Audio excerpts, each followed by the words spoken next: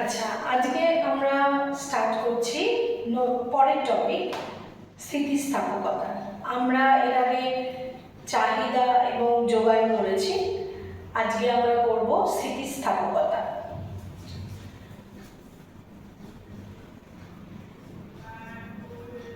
স্থিতিস্থাপকতা এরকে ইংলিশে বলে ইলাস্টিসিটি।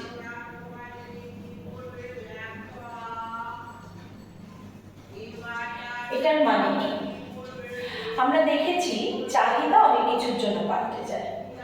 যেমন একটা মানুষের যদি আয় পাল্টে যায় তাহলে কোনো জিনিস কেনার ইচ্ছা তার পাল্টে যেতে পারে, মানে চাহিদা পাল্টে যেতে পারে। বিশেষ করে এক্ষেত্রে চাহিদা বাড়বে।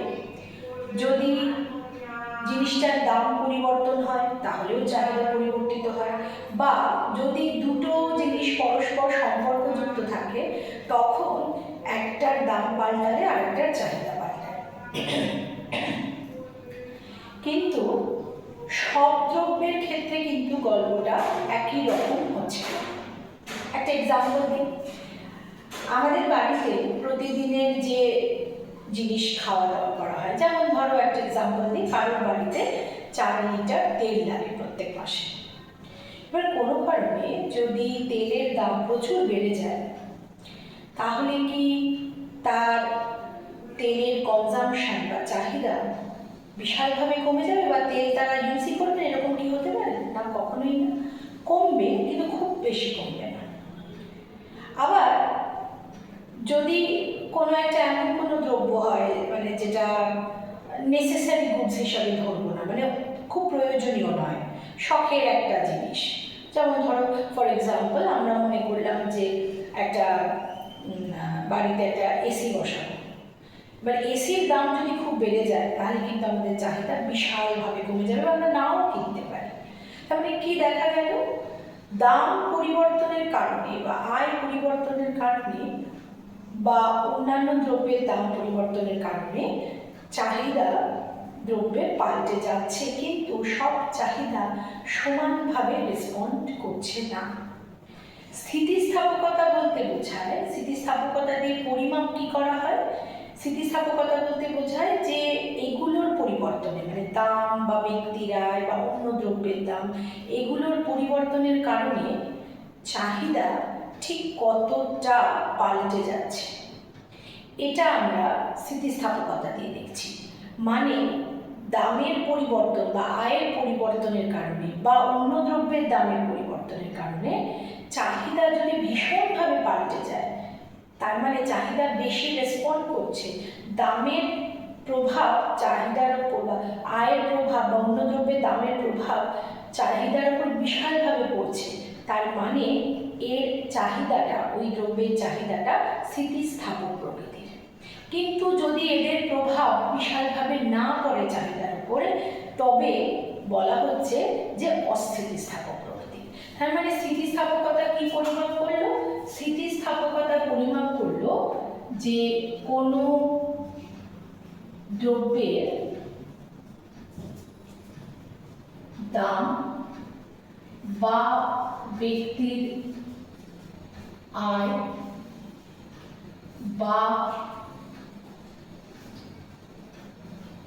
অপর দ্রব্যের দাম পরিবর্তনের জন্য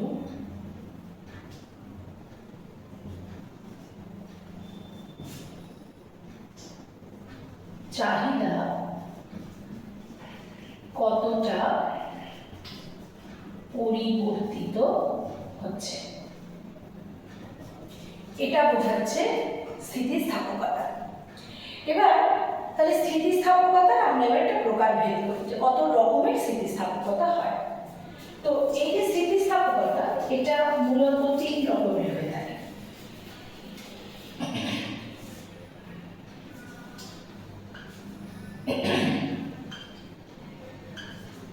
প্রথমটা হচ্ছে দামগত স্থিতিস্থাপকতা।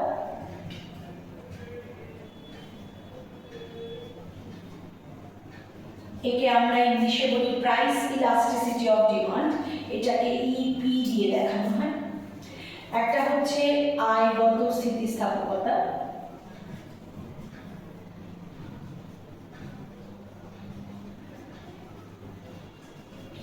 একে আমরা ইনকাম ইলাস্টিসিটি বলি, যেহেতু M for money income, E for elasticity, সেজন্য এটাকে ইএম দিয়ে দেখানো হয়। আরেকটা হচ্ছে পারস্পরিক দামগত স্থিতিস্থাপকতা।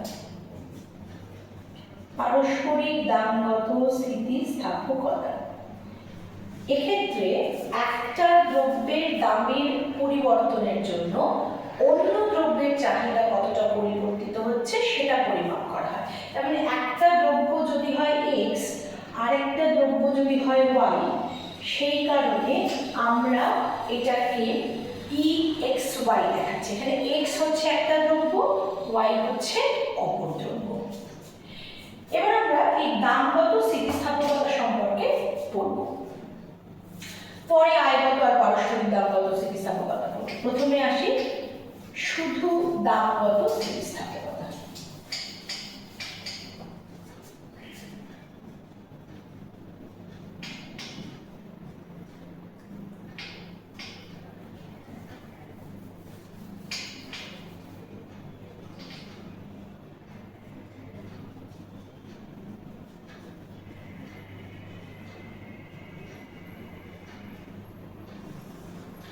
এই যে দামগত স্থিতিস্থাপকতা, একে যদি আমরা সূত্র হিসাবে লিখি তাহলে সেটা হচ্ছে দামের শতকরা পরিবর্তনের জন্য চাহিদা শতকরা যতটা পরিবর্তিত হচ্ছে,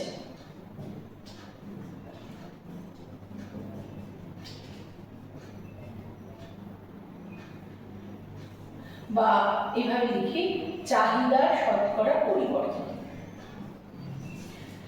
দামের শতকরা পরিবর্তনের জন্য চাহিদার শতকরা পরিবর্তনকে আমরা বলছি দামগত স্থিতিস্থাপকতা। এই যে ফর্মুলাটা লিখলাম এর আগে একটা মাইনাস চিহ্ন বসবে।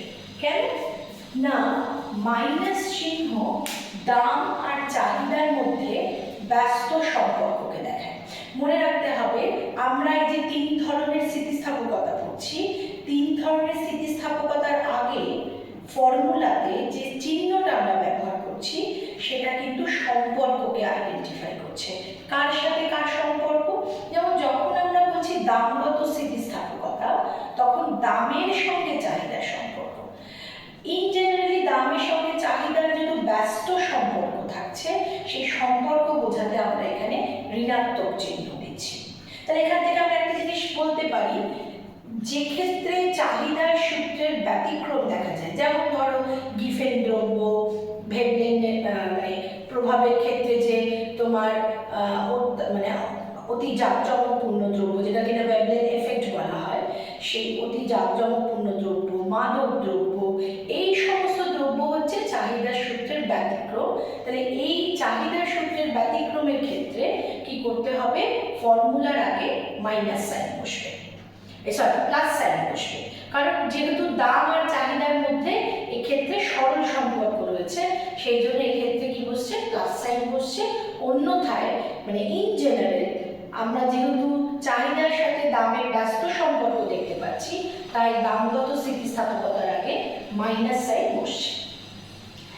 এবার এই যে দামগত স্থিতিস্থাপকতা, আমরা যখন এই চ্যাপ্টারে কিছু অঙ্ক আছে, যখন আমরা অঙ্ক করব, সেই অঙ্ক করার ক্ষেত্রে আমাদের এই ফর্মুলাটা কাজে লাগবে। ঠিক আছে?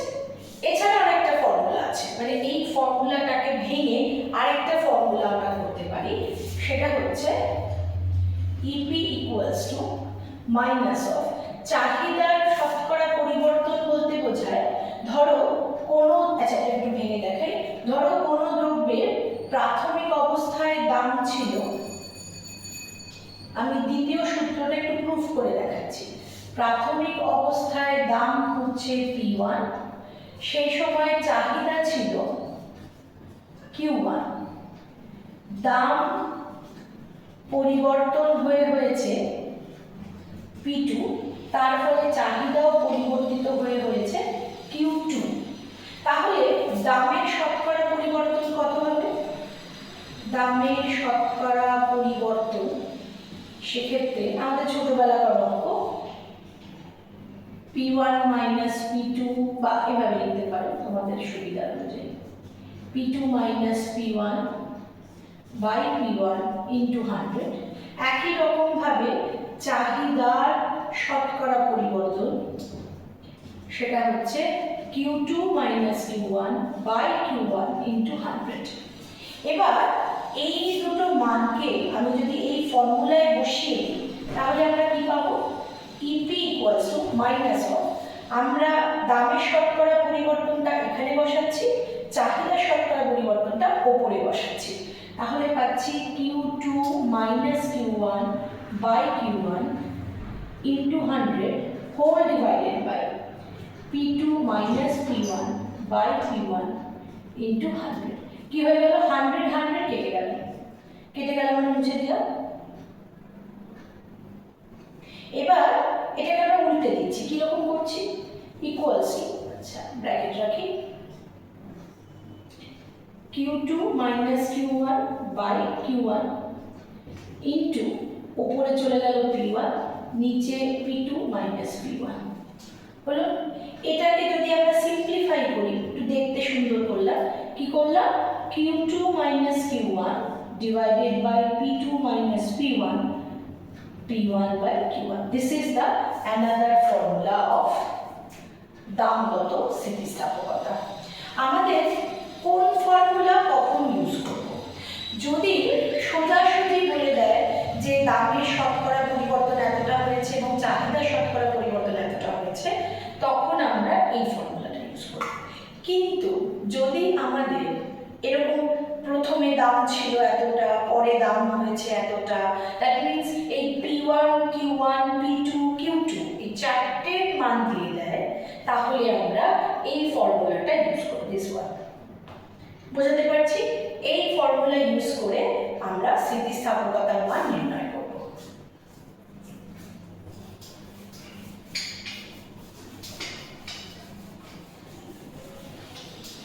আরেকটা স্থিতিস্থাপকতা পরিমাপ করার মেজার আছে বা পদ্ধতি আছে, সেটাকে আমরা বলি এক্সপেন্ডিচার মেথড। সেটা একটু পরে আসছি, আগে বুঝিয়ে নিই। তো এই যে দামগত স্থিতিস্থাপকতা আমরা অঙ্ক করে বের করছি, বিভিন্ন মান পাওয়া যায়, তাহলে আমাদের মাথায় প্রশ্ন আসতে পারে যে কত রকমের মান পাওয়া যায়, কি কি সংখ্যা আমরা পেতে পারি। মনে রাখতে হবে দামগত স্থিতিস্থাপকতার মান 0 থেকে ইনফিনিটি অবধি থাকবে। তাহলে এবার একটা মাথায় প্রশ্ন খেলছে যে আমরা যে ফর্মুলাটা লিখলাম যে EP ইকুয়ালস টু বলে দামের শতকরা পরিবর্তন আর উপরে লিখেছি চাহিদার শতকরা পরিবর্তন, এক্ষেত্রে আমার তো ফর্মুলার আগে মাইনাস সাইন আছে, তাহলে আমরা কি করে বলছি যে স্থিতিস্থাপকতার মান 0 থেকে ইনফিনিটির মধ্যে থাকবে? তার উত্তর হচ্ছে এখানে যে মানটার কথা বলা হয়েছে সেটা আসলে স্থিতিস্থাপকতার পরম মান। পরম মান বলতে কি বোঝায়? পরম মান বলতে মড ভ্যালু, এই বুঝে দিলাম। মড ভ্যালু বা পরম মান বলতে বোঝায় চিহ্ন ছাড়া মান। পরম মান বলতে বোঝায় চিহ্ন বিহীন মান, মানে শুধু সংখ্যাটা, অ্যাকচুয়ালি পজিটিভ ভ্যালুটাই বলবো আমরা জেনারেলি। মানে ধরো তুমি একটা অঙ্ক করলে, দামগত স্থিতিস্থাপকতার মান বেরিয়েছে -3, তাহলে আমরা এই রেঞ্জের বাইরে চলে গেছে, আমরা ভাবছি কি হলো, 0 নিচে চলে গেল, তখন আমরা কি করব? এর পরম মান বের করবো। পরম মান মানে চিহ্ন ছাড়া মান, এইভাবে লিখবো EP, লিখে লিখবো 3। যেই লিখবো পরম মান, দেখা গেল এটা রেঞ্জের মধ্যে চলে এসেছে। তার মানে আমাদের চাহিদার দামগত স্থিতিস্থাপকতার যে মানের রেঞ্জটা আমরা বলছি সেটা কিন্তু পরম মানের রেঞ্জ। কেন?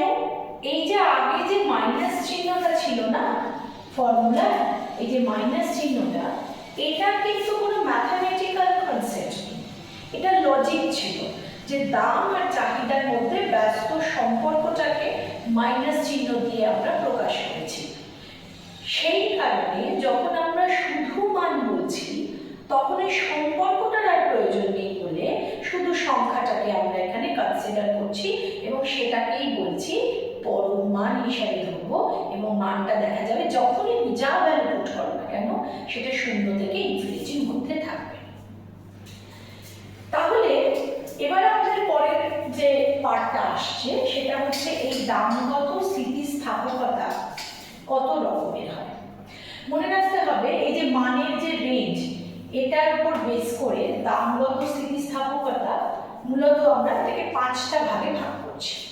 প্রথম যে ভাগ, আমি একদম লোয়েস্ট ভ্যালু থেকে শুরু করি, সেটা হচ্ছে সম্পূর্ণ অস্থিতিস্থাপক চাহিদা। সম্পূর্ণ অস্থিতিস্থাপক চাহিদা। সম্পূর্ণ অস্থিতিস্থাপক কথাটার মানে হচ্ছে, আমরা বলেছি যে দাম পাল্টে যাওয়ার কারণে যদি চাহিদা বিশালভাবে পাল্টে যায় তবে আমরা স্থিতিস্থাপক বলছি। তার মানে দামের প্রভাব চাহিদার উপর যদি ভীষণভাবে পড়ে তবে সেটা স্থিতিস্থাপক। যদি দাম চাহিদাকে খুব বেশি প্রভাবিত না করতে পারে তবে সেটা অস্থিতিস্থাপক। তাহলে এখানে শব্দটাই বলেছে সম্পূর্ণ অস্থিতিস্থাপক, তার মানে দামের পরিবর্তন চাহিদাকে বিন্দুমাত্র প্রভাবিত করতে পারেনি। অর্থাৎ এক্ষেত্রে দাম বেড়ে যাক বা কমে যাক, চাহিদা কিন্তু নট নচল, চাহিদা কিন্তু একটু আগে যা ছিল এখনো তাই আছে। সেই জন্য আমরা বলছি এই ক্ষেত্রে চাহিদাটা সম্পূর্ণরূপে অস্থিতিস্থাপক। তাহলে আমি যদি এখানে ফর্মুলা পুট করি, ফর্মুলা পুট করলে আমার ভ্যালু কি আসে? আমার ফর্মুলা হচ্ছে ইপি ইকুয়ালস টু, আমি এটা পরম মান হিসাবে নেব কারণ এখানে আমার সম্পর্ক দরকার নেই, আমি মান কি বেরোচ্ছে দেখতে চাইছি। তাহলে ইপি হচ্ছে দামের শতকরা পরিবর্তন আর ওপরে হচ্ছে চাহিদার শতকরা পরিবর্তন। আচ্ছা, এখানে একটা জিনিস বলার আছে, আমরা যেটা খুব ভুল করি, আমরা ভাবি যে যদি বলে দাম কমে গেছে তাহলে বোধহয় অস্থিতিস্থাপক হবে, সরি চাহিদা কমে গেছে, মানে ধরো একটা এক্সাম্পল বললাম যে দাম বেড়েছে 20%, চাহিদা কমেছে 10%, তাহলে এটা কি হবে? তো সেক্ষেত্রে আমরা কি করি, ওই চাহিদা কমেছে এই শব্দটা বা চাহিদা বেড়েছে এই শব্দটার উপর জোর দিয়ে স্থিতিস্থাপকতাকে আইডেন্টিফাই করতে চাই। That is the wrong process. এখানে চাহিদা কমলো কি বাড়লো ডাজন্ট ম্যাটার, চাহিদা কোন দিকে পরিবর্তিত হচ্ছে সেটা আমাদের ভাবার বিষয় নয়। আমরা কি দেখব? আমরা যেটা দেখব যে দাম যতটা পাল্টাচ্ছে তার প্রভাবে চাহিদা কি বেশি পাল্টে গেল না কম পাল্টালো। কম যদি পাল্টায় তার মানে দাম চাহিদাকে খুব একটা প্রভাবিত করতে পারে, সেক্ষেত্রে অস্থিতিস্থাপক। আর যদি বিশালভাবে চাহিদা পাল্টে যায় তার মানে দামের পরিবর্তন চাহিদার পরিবর্তনকে ভীষণভাবে প্রভাবিত করতে পেরেছে, সেক্ষেত্রে স্থিতিস্থাপক। তাহলে আমরা যখন শূন্য বললাম, আমি যদি ম্যাথামেটিক্যালিও ভাবি তার মানে এক্ষেত্রে ধরে নিলাম দামের শতকরা পরিবর্তন হয়েছে 50%, কিন্তু সেটা দাম বাড়তেও পারে দাম কমতেও পারে, কিন্তু চাহিদার কিন্তু কোনো পরিবর্তন হয়নি, তার মানে সেক্ষেত্রে এটা হচ্ছে 0। তাহলে ওভারঅল মড ইপির ভ্যালু কি দাঁড়াচ্ছে 0। তার মানে সম্পূর্ণ অস্থিতিস্থাপক চাহিদার ক্ষেত্রে যেটা আমাদের মনে রাখতে হবে, স্থিতিস্থাপকতার পরম মান 0। আমাদের এই যে প্রশ্নটা খুব ইম্পর্টেন্ট, আমাদের সেমিস্টারের প্রশ্নে প্রায়ই আসে যে সম্পূর্ণ অস্থিতিস্থাপক চাহিদার ক্ষেত্রে স্থিতিস্থাপকতার মান কত, মনে রাখতে হবে 0। এবং আরেকটা প্রশ্নটার সঙ্গে ভীষণভাবে রিলেটেড যে এক্ষেত্রে চাহিদা রেখার আকৃতি কেমন। আমরা একটু এঁকে দেখি চাহিদা রেখার আকৃতি কেমন। এখানে আমরা দুটো অক্ষে, ওয়াই অক্ষে দাম আর এক্স অক্ষে চাহিদা মেপেছি। তো ধরে নিলাম দাম যখন P1 তখন চাহিদা হচ্ছে Q1, এই বিন্দুটা পেলাম এইভাবে। এবার দাম কমে গেছে P2, আমরা কি বলেছি দামের পরিবর্তন হলো, কিন্তু চাহিদার কোনো পরিবর্তন হয়নি। তার মানে যা ছিল তাই। যদি আমি এটা দেখি তাহলে আমার স্থানাঙ্কটা এখানেই তৈরি হয়। তাহলে সেক্ষেত্রে আমার চাহিদা রেখাটা দেখতে কীরকম হলো? এক্স অক্ষের সমান্তরাল হলো। তাহলে আমাদের কি মনে রাখতে হবে? সম্পূর্ণ অস্থিতিস্থাপক চাহিদার ক্ষেত্রে স্থিতিস্থাপকতার মান 0 আর রেখাটি ওয়াই অক্ষের সমান্তরাল বা উলম্ব আকৃতির। উলম্ব আকৃতিরও বলা যেতে পারে বা ওয়াই অক্ষের সমান্তরাল বলা যেতে পারে। বুঝলাম?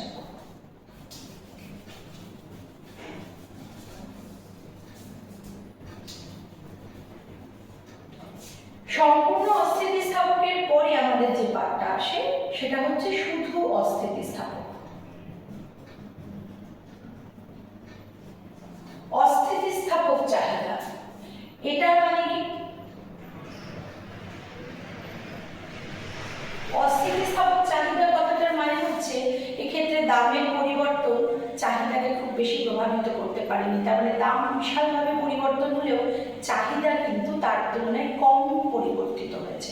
একটা এক্সাম্পল সেট করি, ধরে নিলাম দামের পরিবর্তন হয়েছে 50%, সে কারণে চাহিদার পরিবর্তন হয়েছে 10%। চাহিদা বাড়ুক কমুক, বারবার বলছি, বৃদ্ধি পেয়েছে বা হ্রাস পেয়েছে শব্দটাতে গুরুত্ব দেখব না, আমরা দেখব দাম কত পার্সেন্ট পাল্টেছে এবং তার প্রভাবে চাহিদা কত পার্সেন্ট পাল্টেছে। দাম যত পার্সেন্ট পাল্টাচ্ছে তার তুলনায় চাহিদা যদি কম পার্সেন্ট পাল্টায় তাহলেই অস্থিতিস্থাপক। তাহলে এখানে সেই হিসাবে ধরলাম দাম 50% পাল্টেছে, চাহিদা 10%। তোমরা যে কোনো মান বসাতে পারো, শুধু প্যাটার্নটা মনে রাখতে হবে, দামের পরিবর্তনটা বেশি শতাংশ পরিবর্তিত হয়েছে, চাহিদা তার তুলনায় কম শতাংশ পরিবর্তিত হয়েছে। তাহলে রেজাল্ট আসলো 1/5, তার মানে 0.2, যেটা কিনা 1-এর থেকে ছোট। তার মানে কি দেখা গেল?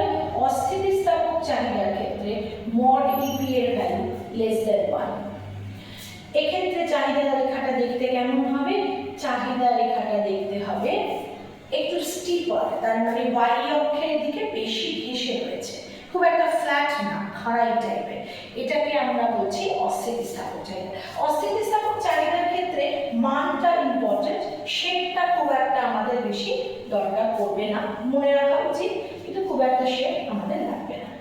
নেক্সট হচ্ছে সমহার স্থিতিস্থাপক চাহিদা। সমহার বা এটাকে একক স্থিতিস্থাপক চাহিদাও বলা হয়।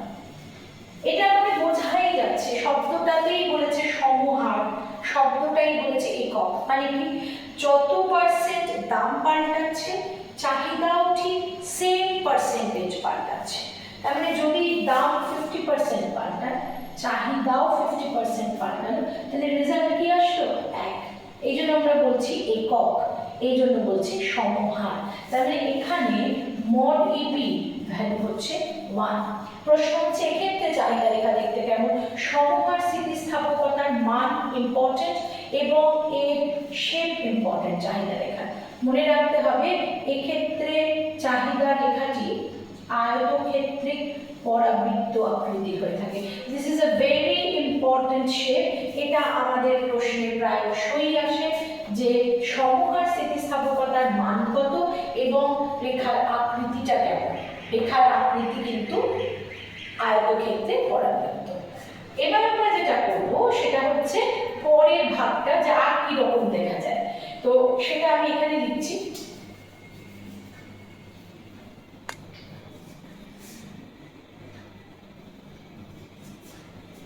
এরপরেই হচ্ছে অস্থিতিস্থাপকের পরে স্থিতিস্থাপক, সমহার স্থিতিস্থাপকের পরে আমরা অস্থিতিস্থাপক থেকে আস্তে আস্তে স্থিতিস্থাপকের দিকে যাচ্ছি। স্থিতিস্থাপক চাহিদা। স্থিতিস্থাপক চাহিদার ক্ষেত্রে কি হচ্ছে? তার মানে দামের পরিবর্তনের কারণে চাহিদা বিশালভাবে পরিবর্তিত হচ্ছে। তাহলে এক্ষেত্রে দাম যত পার্সেন্ট পাল্টাবে চাহিদা তার থেকে বেশি পার্সেন্ট পাল্টাবে। করে দেখি, দাম পাল্টেছে 50%, তার জন্য সাপোজ চাহিদা পাল্টেছে 60%। ভাগ করলে কত দাঁড়ায়? 6/5।